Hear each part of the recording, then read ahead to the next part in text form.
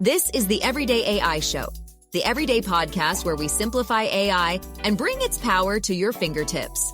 Listen daily for practical advice to boost your career, business, and everyday life. This week, the ongoing Anthropic versus the U.S. government saga continued to draw the most attention in AI world. But in between the supply chain risk designation and Anthropic saying they're suing the government, OpenAI and Google both dropped pretty consequential models in their own rights. Then NVIDIA CEO Jensen Huang unexpectedly showered one open source project with the highest praise possible, while your spreadsheets just got a new friend that will do all the work for you. Speaking of doing all the work for you, Anthropic came out with a report that basically said, well, here's the jobs our AI models are going to do for you. There was a ton of news in AI this week, and if you missed any of it, if you don't have hours a day to keep up and be like, what does this mean? Don't worry. That's exactly what I do on Mondays on Everyday AI. Welcome. What's going on, y'all? Welcome to Everyday AI. My name's Jordan Wilson, and this is for you. It's your daily live stream, podcast, and free daily newsletter helping everyday business leaders like you and me keep up with the breathtaking pace of AI, help you keep track of what matters, what doesn't, and how to use it to grow your company and your career. So if that's what you're trying to do, starts here with the unedited, unscripted live stream podcast. But if you want to be the smartest person in AI at your company, our website, that's where you make it happen, youreverydayai.com. Go sign up for the free daily newsletter where each day we recap that day's podcast as well as everything else that you need to know. All right, let's get into it. On Mondays, we bring you the AI news that matters. So if you don't have hours every single day, well, Mondays is where it's at. Let's get straight into it. The big AI news story of this week was undoubtedly the ongoing Anthropic versus the U.S. government saga, and it did not disappoint. If you like drama, if you like to see what's happening under the covers, we got a lot of exclusive reporting this week. So the very public beef between the U.S. government and Anthropic continued after the Pentagon late last week officially designated Anthropic as a national security supply chain risk, a move that could reshape the relationship between the tech firm and the U.S. government. So on Wednesday, the Department of Defense officially labeled Anthropic and its AI products a national security supply chain risk, immediately banning federal use and threatening the company's access to government products. So the Department of Defense said, hey, from here on out, you can't use Anthropic Claude models. And they actually said you have 6 months to transition, but we've seen reports that they're still using it. So Anthropic's CEO, Dario Amati, in response, announced that the company will sue the U.S. government, arguing that that designation is legally unsound and meant for foreign adversaries, not U.S. firms. So the conflict began, as we've been covering it over the last few weeks, when Anthropic reportedly refused Pentagon demands to remove certain wording around safety guardrails that blocked its AI from being used for fully autonomous weapons and mass domestic surveillance. So the Pentagon insisted on, quote unquote, all lawful use of Anthropic's AI, but Anthropic held firm on what they said were its ethical restrictions, leading to a breakdown in negotiations. And that's not even all of the drama. That's because this week, related to this, there was also a leaked internal memo that came out from Dario Amati that set off a firestorm after he criticized OpenAI for quickly agreeing to the Pentagon terms, calling their approach safety theater, and accusing them of prioritizing employee appeasement over meaningful safeguards. Amati later apologized for the tone of his message, but reaffirmed what he said was Anthropic's commitment to safety and responsible AI use, even in military partnerships. OpenAI, meanwhile, signed its own deal with the Pentagon last week and revised it, moving quickly to fill the gap left by Anthropic's ban. The new supply chain risk designation is pretty big because according to reports, this is the first time it's ever been used in this way against a U.S. company. And it could force all defense contractors to stop using Anthropic's Claude model if they are working with Anthropic directly, though Anthropic argues the legal reach is narrower than the administration claims. So yeah, there's a lot of, kind of he said, she said when it comes to the application of this supply chain risk. So Anthropic is essentially saying, yeah, this doesn't really, number one, this doesn't apply to us, and we're going to sue the U.S. government, and this is not lawful. And the government is saying, well, no, if you do business with the government, you can't use Claude's models. And they said no more immediately, and they're giving different departments 6 months to find a plan. So Anthropic's lawsuit will challenge the use of the supply chain risk statute against a domestic company, arguing it violates due process and the First Amendment. So I have no clue what's going to happen here. Reading it myself, I'm like, okay, I see where Anthropic is coming from. It does seem like a little bit of a broader application of the supply chain risk than what it was originally meant for. But I guess it's up to the current administration to decide how they want to try and apply certain laws. And I guess that's why we have the judicial system to begin with. So I do expect that this is not going to die down. And actually, our next news story does relate to it. So let's get straight into that. So the Pentagon's ban on Anthropic's Claude AI for defense contracts has sparked concern, but tech giants say that most users won't feel the impact.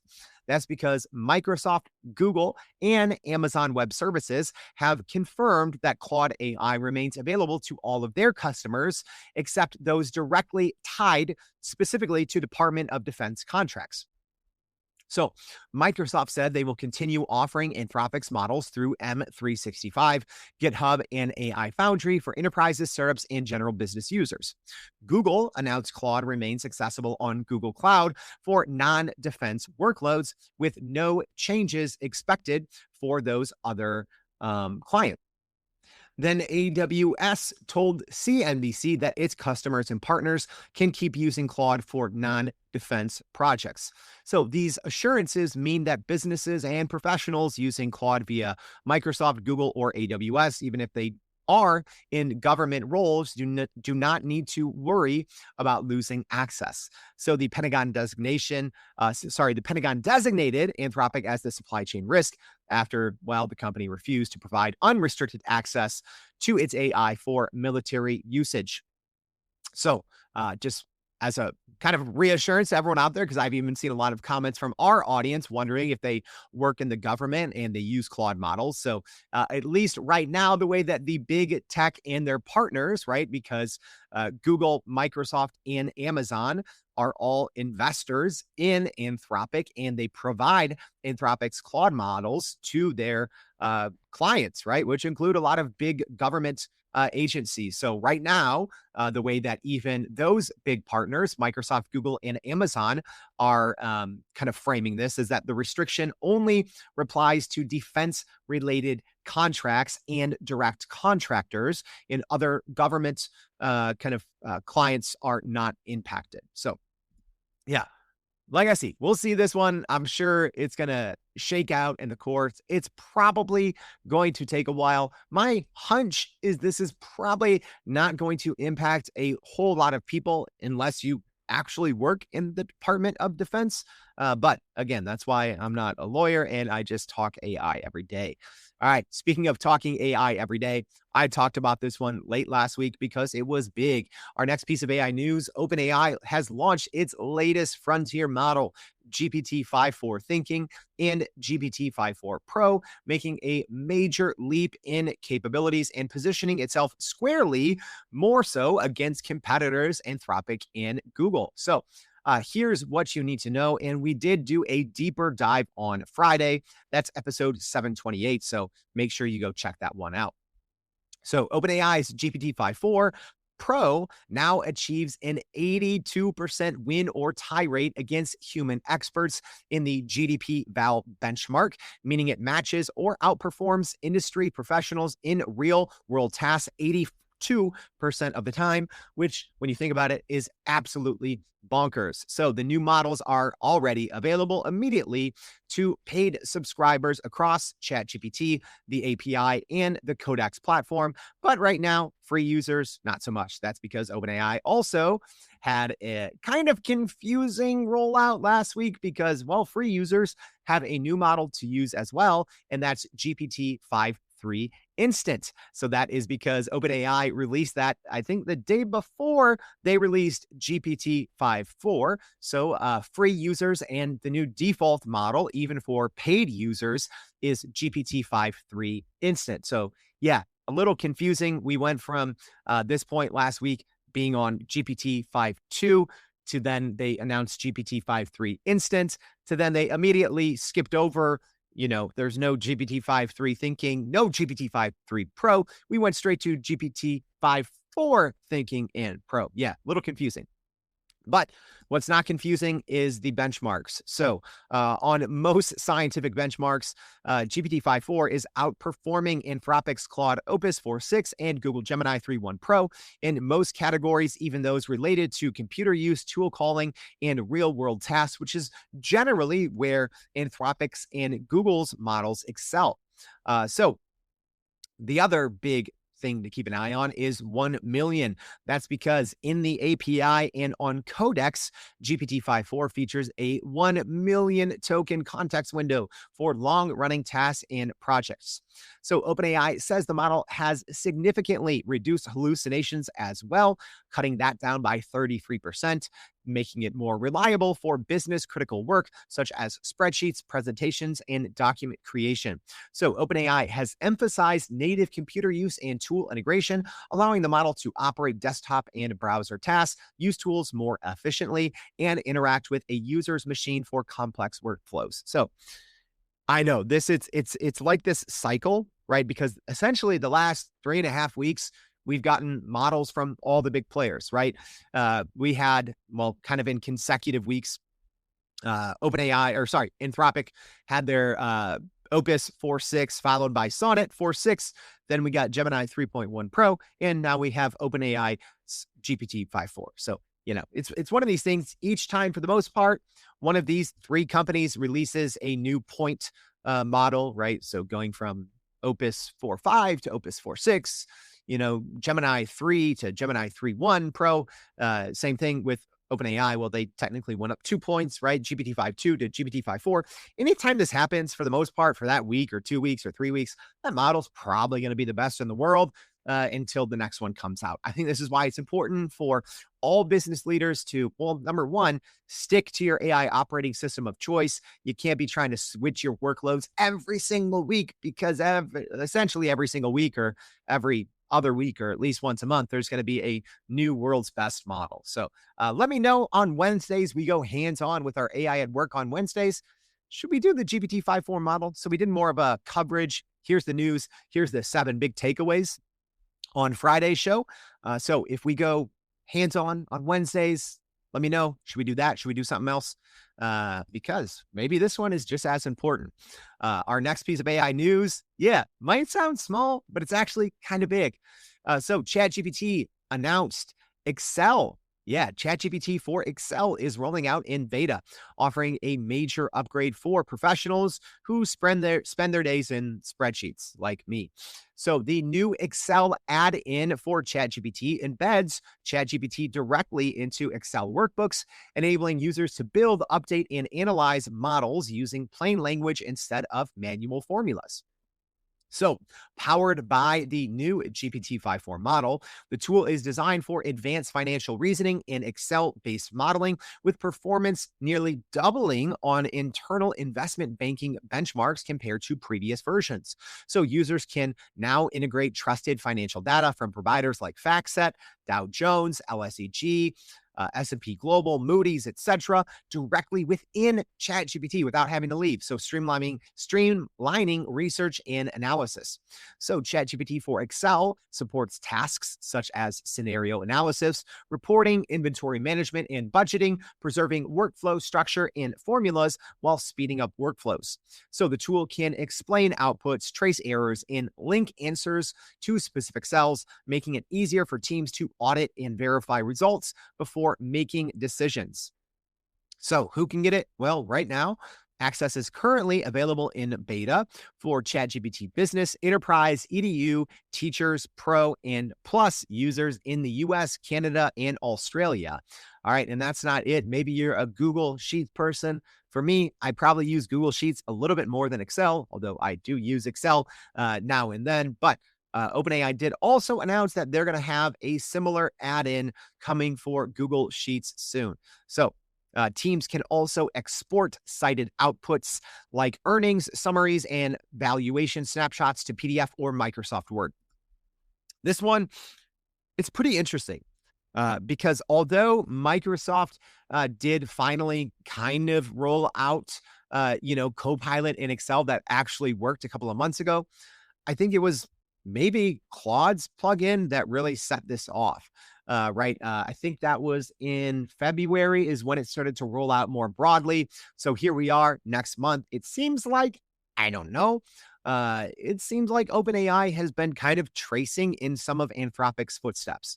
I talked about that a little bit last week, and I think in our Start Here series this week, I'm pretty sure we're going to do kind of the AI race.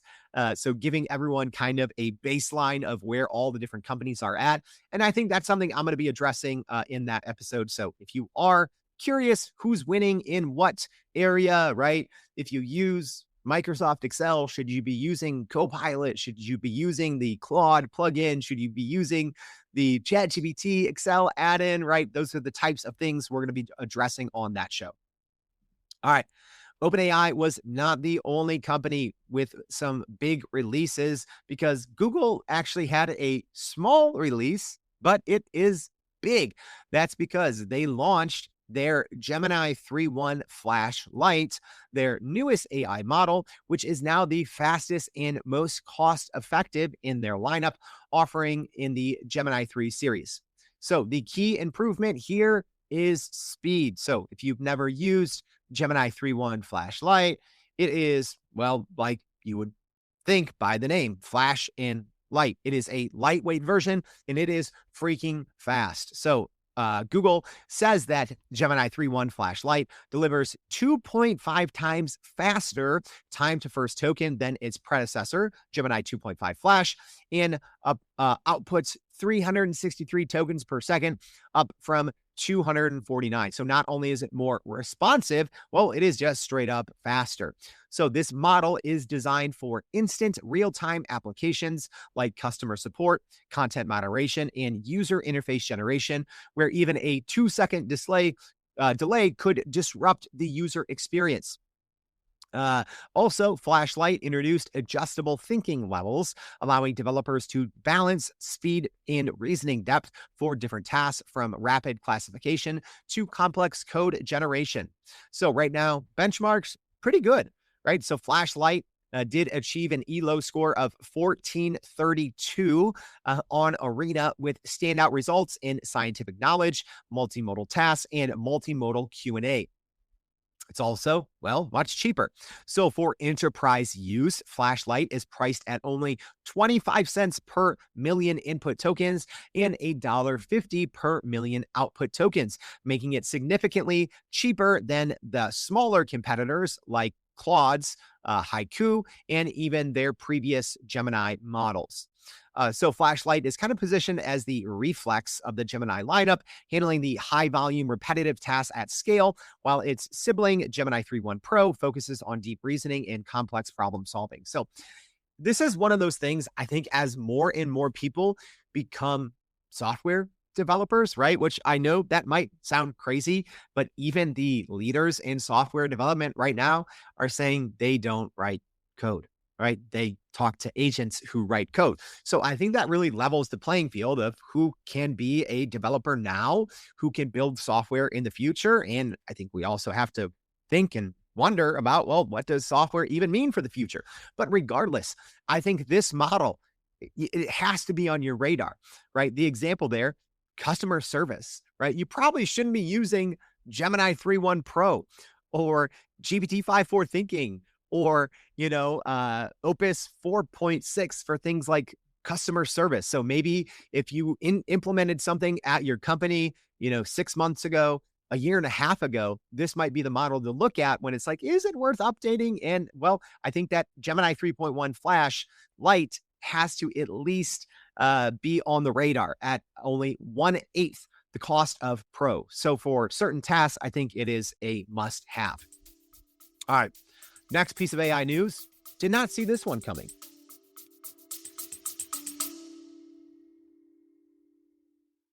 AI moves too fast to follow, but you're expected to keep up. Otherwise, your career or company might lag behind while AI native competitors leap ahead. But you don't have 10 hours a day to understand it all. That's what I do for you. But after 700 plus episodes of Everyday AI, the most common questions I get is, where do I start? That's why we created the Start Here series, an ongoing podcast series of more than a dozen episodes you can listen to in order. It covers the AI basics for beginners and sharpens the skills of AI champions pushing their companies forward. In the ongoing series, we explain complex trends in simple language that you can turn into action. There's 3 ways to jump in. Number 1, go scroll back to the first one in episode 691.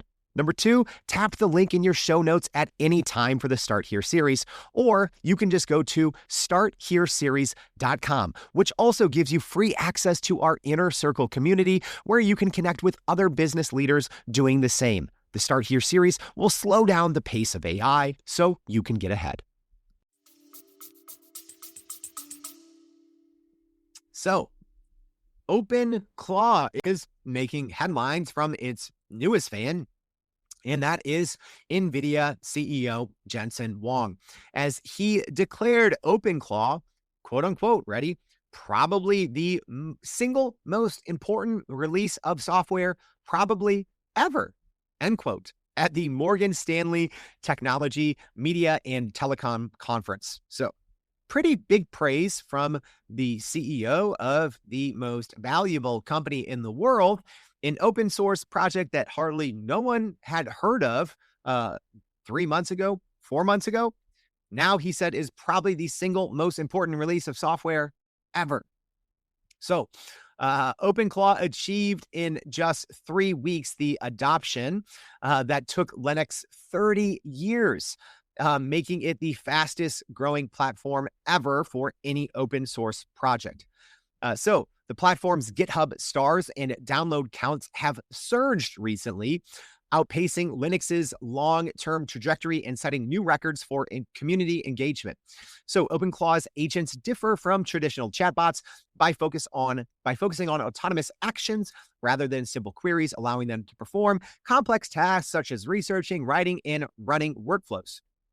Huang highlighted that these agents, right, it's like, okay, why is the GPU king talking about autonomous, OpenClaw? Well, that's because the agents consume 1,000 to 1 million times more tokens than standard chat interfaces. Yeah, driving unprecedented demand for compute infrastructure. So yeah, if you're wondering, why is the CEO of NVIDIA talking about OpenClaw? Well, it's because OpenClaw gobbles up a lot of tokens, and well, what do tokens need, or what do all these models that eat up the tokens need? Well, they need NVIDIA's GPUs. So there's the connection. So if you don't know OpenClaw, well, what rock have you been hiding under? But the project's brief history so far includes operating under names like Claude first until they got a nice legal letter from Anthropic. Probably not a good move, Anthropic.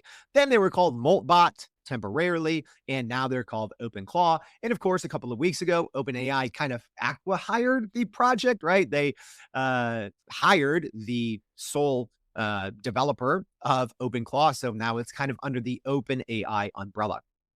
But Huang's comments signal a shift in AI development from information retrieval to autonomous task execution, which could reshape how businesses and individuals are using AI. And I think it's already reshaping that, right? Because we've seen even in the last few weeks, interestingly enough, right? I think Perplexity's computer is a version of OpenClaw. I think Anthropic.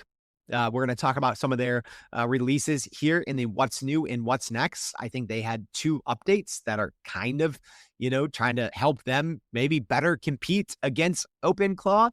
So yeah, it's been interesting so far to see not only the crazy user adoption, but also the big companies are making shifts to make their products more autonomous and easier to use, kind of like OpenClaw. All right.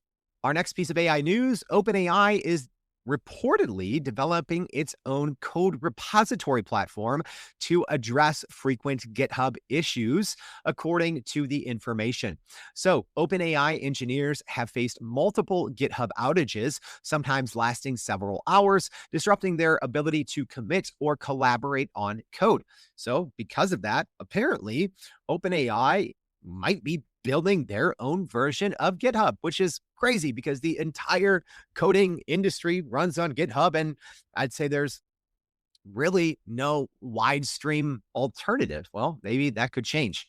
So the project is still in its early stages, according to reports, and is expected to take several months before completion.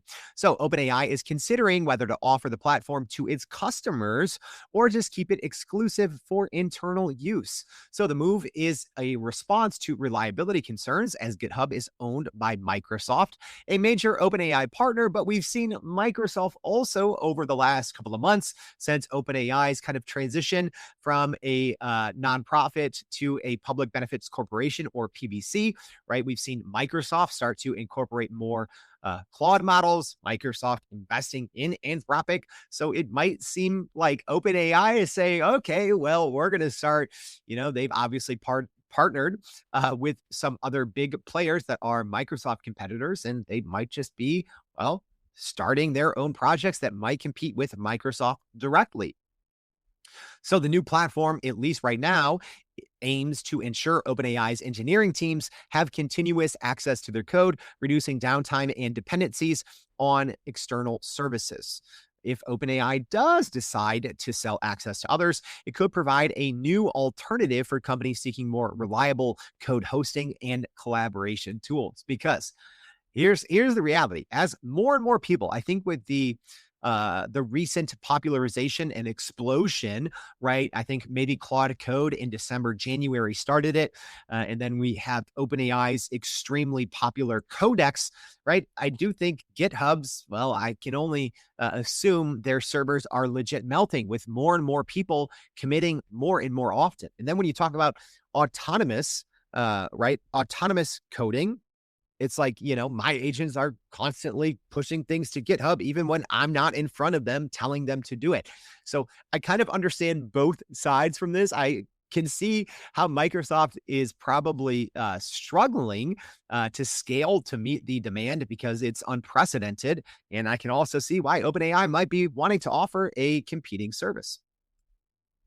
All right. In our last big piece of AI news this week, all the jobs AI might take. So Anthropic released a new study that warns AI is on track to disrupt a wide range of white-collar jobs. So according to the study, AI models like Claude are already capable of performing up to 94% of tasks in computer and math jobs, but are currently being used only for about a third of those tasks in real-world settings. So the gap between what AI can do and what it is actually doing is described as vast, with researchers predicting that as adoption increases, AI will take on more professional tasks, especially in business, finance, management, legal, and office administration roles. So the workers most at risk are not those in manual labor, but rather highly educated, well-paid professionals, such as lawyers, financial analysts, and software developers. So the study found that those in the most AI exposed jobs are 16 percentage points more likely to be female, earn 47% more on average, and are nearly 4 times as likely to hold a graduate degree. So the report introduces the concept of observed exposure, comparing AI's technical capabilities to its actual use in the workplace, and finds that AI is barely being tapped into for what it can actually do. So, for jobs requiring a physical presence, such as cooks, mechanics, bartenders, AI exposure remains near zero, according to the report, with little risk of automation in the near future. The study warns of the possibility of a great recession for white collar workers if AI adoption accelerates, drawing parallels to the job losses seen during the 2007 to 2009 financial crisis.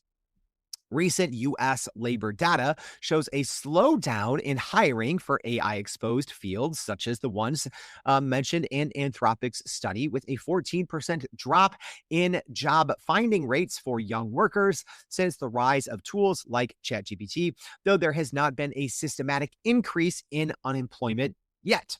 So, I have a lot of thoughts on this study, and it's something that I've been talking about for a very long time, right? I even dubbed it this gap that they're talking about. I talked about it on our 2026 AI prediction and roadmap series. And I also technically predicted the exposure to these kind of high income professional services 2 years ago. So I'm actually going to be tackling this on tomorrow's show because I think it's worth a deeper dive on this because there's a lot of findings that I don't really have time to get into in a short 2 or 3 minute recap. So for more on that show, make sure to tune in tomorrow. All right, so that's it for our big stories, but each week we bring you what's new and what's next because there's obviously a lot more going on, right? We've been doing the Everyday AI show for 3 years, but we've been doing our AI news show for almost 2 years. And 2 years ago, there's maybe 10 stories that were consequential. Now there's like 30 to 40 each week. So we usually focus on 8 to 10 big stories and then our what's new and what's next. These are, well, maybe smaller news stories, new AI features, rumors, leaks, all of that good stuff. So let's get straight into it because there's a lot. All right, ready? So Google shipped a new command line interface tool for Google Workspace, which sounds technical, but it's absolutely insane. Anthropic launched Claude Marketplace, letting enterprise spend commitments on partner-built Claude tools. So that's modeled after AWS. Speaking of AWS, they put a private self-hosted OpenClaw agents on light sale. Microsoft's SharePoint admin agent is now fully available. Anthropic released scheduled tasks for Claude Code. Yeah, remember I said they're kind of going full OpenClaw mode? There you go. They released scheduled tasks and also a loop feature over the weekend. So yeah, bringing the OpenClaw features to Claude Code. According to reports, OpenAI topped $25 billion in annualized revenue. Google released Canvas in AI mode. Y'all, go check it out. If you haven't ever used Google Gemini Canvas, it's now available in AI mode. So yeah, go use it. I love it. OpenAI launched Codex Security and Research Preview, which was formerly called Aardvark. Meta signed huge chip deals with NVIDIA and AMD, boosting their AI spending. OpenAI revised their Pentagon contract, banning surveillance and autonomous weapon use amid backlash from employees and just the general community. OpenAI released Codex for Windows. Although I don't have a Windows machine, I actually got one, never set it up. But a lot of people have been saying the Windows version is not quite as stable or useful as the Mac version yet. So we'll see how that pans out. ChatGPT, here's a big one. Might sound small, but huge. So ChatGPT finally released skills in ChatGPT, but only for users on business, enterprise, EDU, teachers, and healthcare, and the codex and the API. So essentially, everyone now has access to skills in ChatGPT, except free users and users on the $20 a month plus plan. Yeah, and the pro plan. I didn't even really realize this until right before this show when I logged out of my pro plan and logged into my business plan. And I'm like, oh, skills are here. Sweet. All right. Speaking of OpenAI, they updated their prompting guide for GPT-5.4. We'll put that in today's newsletter, so make sure you go check it out. Qwen released their Qwen 3.5 medium models. So the popular model maker at Alibaba, but also a bunch of their leadership left. So we'll see what actually happens with Qwen in the short term after that. Perplexity rolled out skill support for their new computer product. I've been loving computer. Did a sounds like Ron Burgundy, right? Like, I love lamp, I love computer. The problem is the credits eats them up. Yeah, we covered that last week if you want to go check that show.